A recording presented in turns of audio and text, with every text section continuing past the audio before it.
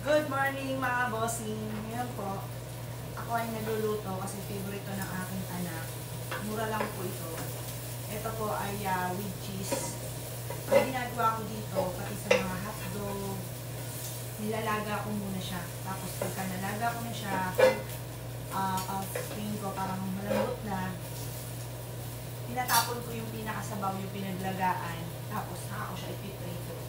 Ganun din sa hotdog para hindi siya sobrang makula.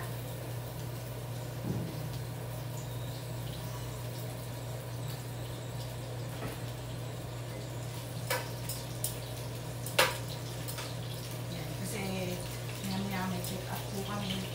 Iwanan yung aking anak. Kasi doon sa check up namin, aakat ka muna ng hagdan, tapos ibibipi ka. Ngayon, kapag umakas siya ng hagdan, tumataas yung BP po niya.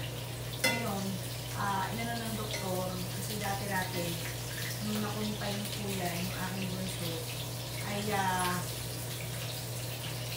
dinanong din niya yung 24 hours na routine. Tapos yan, ulit-ulit. I-take up siya ngayon kung babawasan ba yung kanyang gamot, pero ang gamot niya, piraso na lang. Dati-dati napakadami.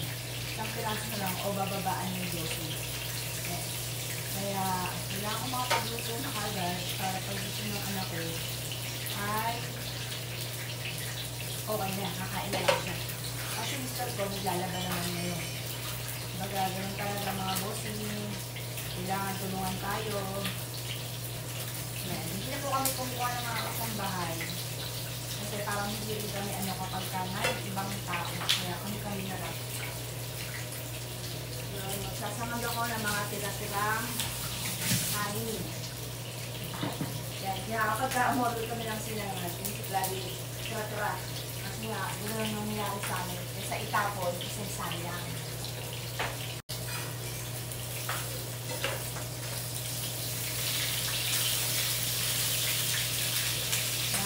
Dahil umuulan ngayon, nagluto din ako ng arroz caldo. Kaso nga lang, ang ito lang ang nilagay kong laman, ubus ka agad. Pare, malagkit na lamang yung nandoon yung natira. Tapos,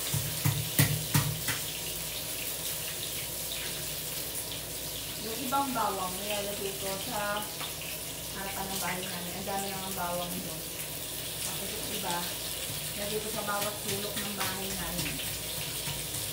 Ngayon, dadamihan ko na ng bawang kasi sumundan sa katawan natin yung bawang. Yan, lalo na kung high blood na. Yan, damihan na natin yung bawang. Pero syempre, kapag kumain tayo, bukod sa napapahalo na ito sa kinain, yung pinaka-lasa po niya, pwede rin na kainan natin yung bawang. Kasi minsan, hinihimay-himay pa yung bawang ay masustansya po yan. Yan, lalo na yung mga bata. Hinihimay, hindi pinakain, sayang.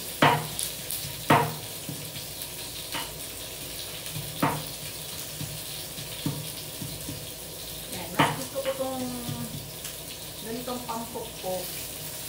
Kasi parang mas nahihirapan ako doon sa yung ginagano. Ito. Siguro pampaminta lang siya. Pero pagka pambawang, dapat pukin na. Pukin na lang. Bukod sa naluto na siya, nalaga na siya. Ito pa natin ng ayos para mas masarap. Mas malambot itong luto. Konti lang. Pinaka-ano ko sa langag.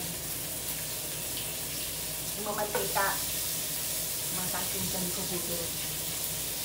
Ang mamantika.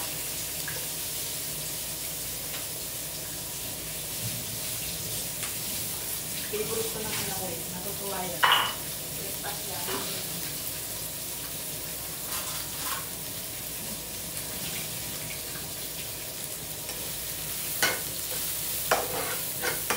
Parang sobrang naman.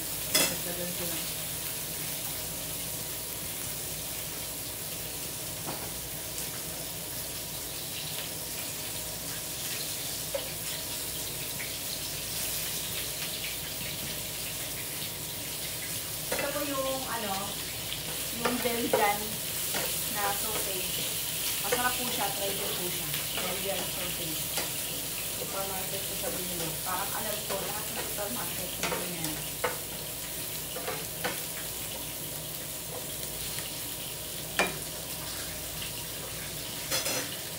Tapos, ito, brown sugar, brown rice, yan. Yung sugar namin, masyadong brown. Yung sugar namin. Sobrang brown. Yun naman, ano ba yung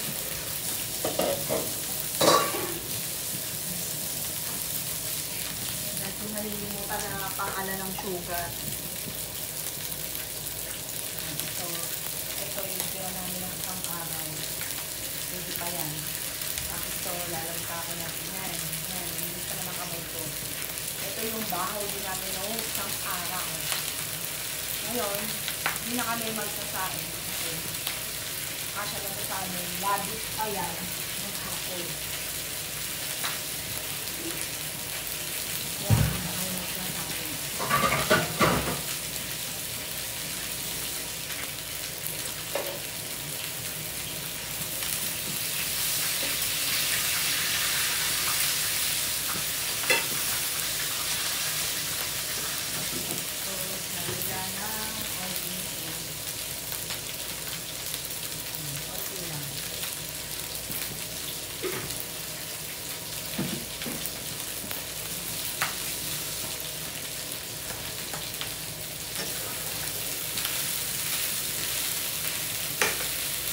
Kailangan to istahin kasi medyo may basa-basa konti.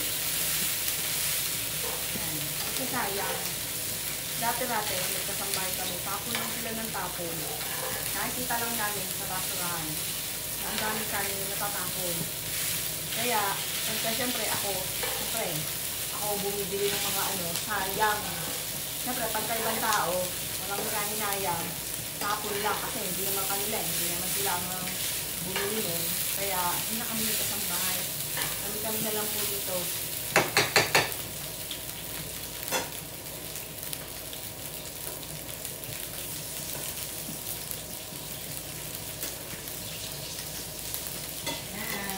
Kaya naman, nasa tulungan ng mag-asawa.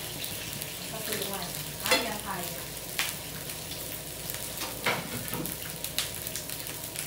Yan. Kumuha din ako ng turon, panghimagas. Ayan. Ay, di naluto na. Ngayon, aangin ko na.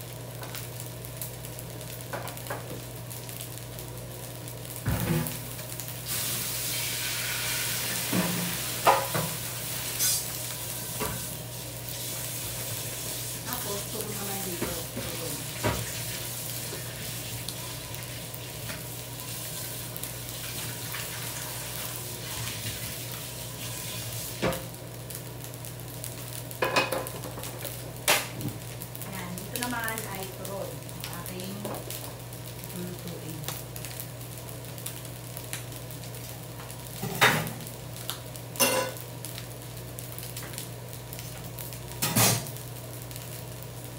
Kain po tayo!